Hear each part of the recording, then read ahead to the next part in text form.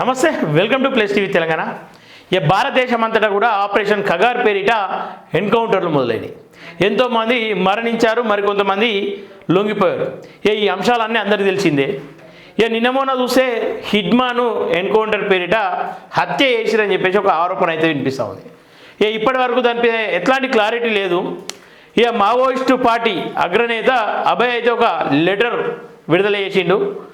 ఈ నెల 23న భారతదేశం అంతటా కూడా బంద్కు పిలుపునిస్తూ ఫేక్ ఎన్కౌంటర్లు చేసిర్రు అని చెప్పేసి ఒక లెటర్ అయితే రాసిండు. ఆ లెటర్ చదివే ప్రయత్నం చేద్దాం. భారత కమ్యూనిస్ట్ పార్టీ మావోయిస్టు కేంద్ర కమిటీ అని చెప్పేసి ఉంది. కేంద్ర కమిటీ సభ్యుడు దండకారుణ్య స్పెషల్ జోనల్ కమిటీ కార్యదర్శి కామ్రేడ్ మడ్వి హిడ్మా మరియు కామ్రేడ్ రాజేతో పాటు మరికొంతమందిని విజయవాడలో నవంబర్ 15న నిరాయుధంగా ఉన్న వారిని పట్టుకొని క్రూరంగా హత్య చేశారు. మారేడుమిల్లి ఎన్కౌంటర్ కట్టుకథను అల్లారు. ఏఓబి రాష్ట్ర కమిటీ సభ్యుడు కామ్రేడ్ శంకర్ను మరికొంతమందిని పట్టుకొని హత్య చేసి రంపచోడవరం ఏరియాలో ఎన్కౌంటర్ జరిగిందని కట్టుకథను అల్లారు. ఈ క్రూర హత్యాకాండకు వ్యతిరేకంగా నవంబర్ 23న దేశవ్యాప్తంగా నిరసన దినం పాటించాలని పిలుపునిస్తున్నాం. ప్రియమైన ప్రజలారా, నేడు దేశంలో ఆర్ఎస్ఎస్ బీజేపీ మనవాదులు పచ్చి ఫాసిస్టు దామనకాండను కొనసాగిస్తున్నారు. నిత్యం హత్యలతో ప్రజలను భయం కంపితులను చేసే ప్రయత్నం చేస్తున్నారు. ఫాసిస్టు ప్రభుత్వం కార్పొరేటర్ల ప్రయోజనాల కోసమే ఈ హత్యలను చేస్తున్నది. దండకారుణ్య స్పెషల్ జోనల్ కమిటీ కార్యదర్శి కేంద్ర కమిటీ సభ్యుడైన కామ్రేడ్ హిడ్మా మరియు అతని సహచరి కామ్రేడ్ రాజయ్యను కొంతమంది వ్యక్తులతో కలిసి చికిత్స నిమిత్తం విజయవాడకు వెళ్లారు. చికిత్స పొందుతున్న క్రమంలో కొందరు చేసిన ద్రోహం వలన స్పష్టమైన సమాచారం పోలీసులకు చేరింది. కేంద్ర హోంశాఖ మినిస్ట్రీ డైరెక్షన్లో ఎస్ఐబి నవంబర్ 15వ తేదీన వీరిని తమ అదుపులోకి తీసుకుని లొంగ తీసుకోవడానికి ప్రయత్నించి విఫలమైన తర్వాత క్రూరంగా హత్య చేశారు. మారేడుమిల్లి అడవుల్లో ఎన్కౌంటర్ జరిగిందని, ఆయుధాలు దొరికాయని, 6గురు చనిపోయారని ప్రకటించడం అలాంటివి పచ్చి అబద్ధాలని చెప్పేసి కేంద్ర కమిటీ అయితే చెప్తా ఉంది. ఏదైతే చికిత్స నిమిత్తం హాస్పిటల్కి వస్తే ఆ సమాచారం తెలిసినటువంటి వాళ్ళకు సంబంధించిన కొంతమంది ఆ సమాచారాన్ని పోలీసులకు చేరవేస్తే ఆ సమాచారం ద్వారా వాళ్ళను అదుపులోకి తీసుకొని వాళ్ళని లొంగ తీసుకోవాలని ప్రయత్నం చేసేదట. వాస్తవం ఎంత అవాస్తవం ఎంత అని చెప్పేసి పోలీసులకు అక్కడ మరణించిన వాళ్ళకే తెలిసి ఉండాలి. లొంగ తీసుకునే ప్రయత్నంలో భాగంగా వాళ్ళు లొంగిపోకపోవడం వల్ల వాళ్ళను నిరాయుధంగా ఎన్కౌంటర్ పేరిట వాళ్ళను చంపేశారు అని చెప్పేసి అయితే వాళ్ళు క్లియర్గా చెప్తా ఉన్నారు. ఇంకొంత సమాచారం తెలుసుకునే ప్రయత్నం చేద్దాం. తమ అమూల్యమైన ప్రాణాలను అర్పించి ఉద్యమ స్ఫూర్తిని సిద్ధాంత పటిమను చూపించిన కామ్రేడ్ హిడ్మాకు సిపిఐ శిరస్సు వంచి వినమ్రంగా శ్రద్ధాంజలి అర్పిస్తుంది. చివరి వరకు ఉద్యమంలో కొనసాగి శత్రువులకు తలవంచకుండా తమ ప్రాణాలు అర్పించిన కామ్రేడ్ శంకర్, కామ్రేడ్ రాజేలకు సిపిఐ మావోయిస్టు శిరస్సు వంచి వినమ్రంగా శ్రద్ధాంజలి వర్తిస్తుందని చెప్పేసి, అలాగే కామ్రేడ్ చేతు కావచ్చు, కమ్లు, మల్లాలు, దేవే తమ కర్తవ్య నిర్వహణలో తమ అమూల్యమైన ప్రాణాలను అర్పించి ఉద్యమ స్ఫూర్తిని నిలబెట్టిన వీరికి సిపిఐ శిరస్సు వంచి వినమ్రంగా జోహార్లు అర్పిస్తుంది. వీరు కొనసాగించిన విప్లవ సంప్రదాయాలను ఉద్యమ స్ఫూర్తిని నింపుకొని ఉద్యమాన్ని కొనసాగిస్తామని కేంద్ర కమిటీ శబ్దం చేస్తుంది. ఈ హత్యలతోని కావచ్చు, ఈ మరణాలతోని కావచ్చు, ఈ భయాలతో మేము వెనుకడుగు వేయం. ఖచ్చితంగా మీ ఆలోచనలు ముందుకు తీసుకెళ్తాం. ఏదైతే మీరు ప్రాణాలు అర్పించుకున్నారో, ఏదైతే మీ ప్రాణాలు పోయినా కానీ సమాచారాన్ని వాళ్ళకి చేరవేయకుండా నీతిగా నిజాయితీగా మావోయిస్టు పార్టీకి అండగా ఉన్నారో ఆ స్ఫూర్తిని మాలో నింపుకొని ఖచ్చితంగా ఈ పోరాటాన్ని మేము కొనసాగిస్తామని చెప్పేసి శపథం చేస్తున్నామని చెప్పేసి అయితే వాళ్ళు క్లియర్గా చెప్తా ఉన్నారు. దాదాపు నాకు తెలిసి మావోయిజం అంతమని చెప్పేసి ఏదైతే వాళ్ళు మాటలు చెప్తా ఉన్నారో అది సాధ్యం కాదు అని చెప్పేసి అనిపిస్తూ ఉంది. హిడ్మా చావుతోని చాలామంది భయపడి దాక్కునే ప్రయత్నాలు చేస్తారు, లేదంటే లొంగిపోయే ప్రయత్నాలు చేస్తారు. ఇదంతా కూడా పక్కన పెడితే హిడ్మా చరిత్ర తెలిసిన వాళ్ళందరూ కూడా హిడ్మానే ఈ మావోయిస్టులలో తోపు అని చెప్పేసి అనుకుంటా ఉన్నారు. దానికి మించిన వాళ్ళు కూడా ఉన్నారని చెప్పి చెప్తా ఉన్నారు. ఏదేమైనప్పటికీ మేము వెనుకడుగు వేయం, ఖచ్చితంగా మీ స్ఫూర్తితో ముందుకు వెళ్తామని చెప్పేసి అయితే వాళ్ళు చెప్తా ఉన్నారు. అది ఎక్కడి వరకు వెళ్తుంది? మార్చి 31 నాటికి 2026 మార్చి 31 నాటికి మావోయిస్టులను అంతం చేస్తామని చెప్పేసి కేంద్ర ప్రభుత్వం ఏమైనా మేము పోరాటం చేస్తామని చెప్పేసి మావోయిస్టు సంఘాలు ఇవి రెండు కూడా సై అంటే సై అని చెప్పేసి ముందుకు వస్తూ ఉన్నాయి. ఒకటి మాత్రం ఇక్కడ గుర్తుంచుకోవాలి, ఇవాళనే కొంతమంది సవాల్ చేసిరు ట్యాంక్ బండ్ ప్రాంతంలో, ఒకవేళ మార్చి 31, 2026 నాటికల్లా మావోయిస్టులు అంతం కాకపోతే అడవి నుండి మీ ఆయుధాలను మీ బలగాలను తీసుకొని వెనుదిరుగుతారా? ఏప్రిల్ 1 నాడు మీకు దమ్ము ఉంటే దీనికి సవాల్ విసురుతా ఉన్నాం, దీన్ని యాక్సెప్ట్ చేయండి అని చెప్పేసి కూడా వాళ్ళు చెప్తున్నటువంటి సందర్భాలు.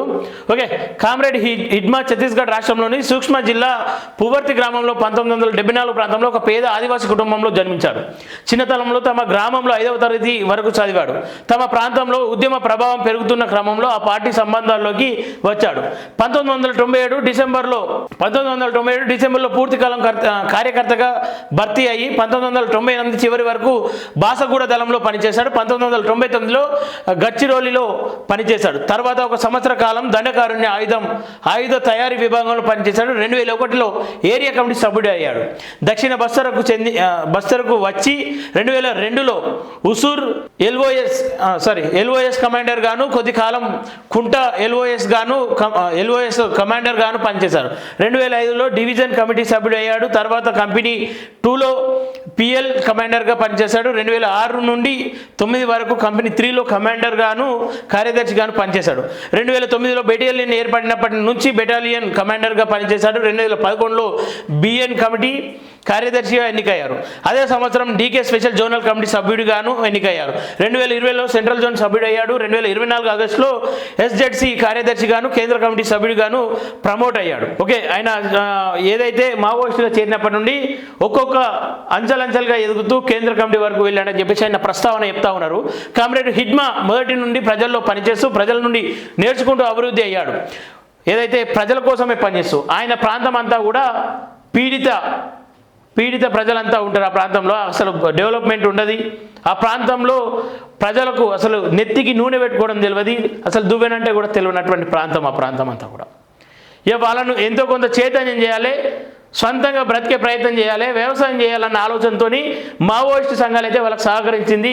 ఎవరు అవునన్నా కాదన్నా వాస్తవం అని చెప్పేసి చెప్పుకోవచ్చు. కామ్రేడ్ హిడ్మా మొదటి నుండి ప్రజలు పనిచేస్తూ ప్రజల నుండి నేర్చుకుంటూ అభివృద్ధి అయ్యాడు. ఉద్యమ అభివృద్ధి క్రమంలో ఉద్యమ అవసరాల కోసం అనేక విషయాలను నేర్చుకున్నాడు. ఉద్యమ అవసరాల కోసం మార్కిజాన్ని విశేషంగా అధ్యయనం చేసి రాజకీయంగాను సిద్ధాంతపరంగాను అభివృద్ధి అయ్యాడు. ఉద్యమ క్రమంలో ఆయా సందర్భాల్లో ఎన్నో సర్క్యులర్లను, బుక్ లెటర్లను రాసి కమాండర్లకు అభివృద్ధి చేసే కృషి చేశాడు.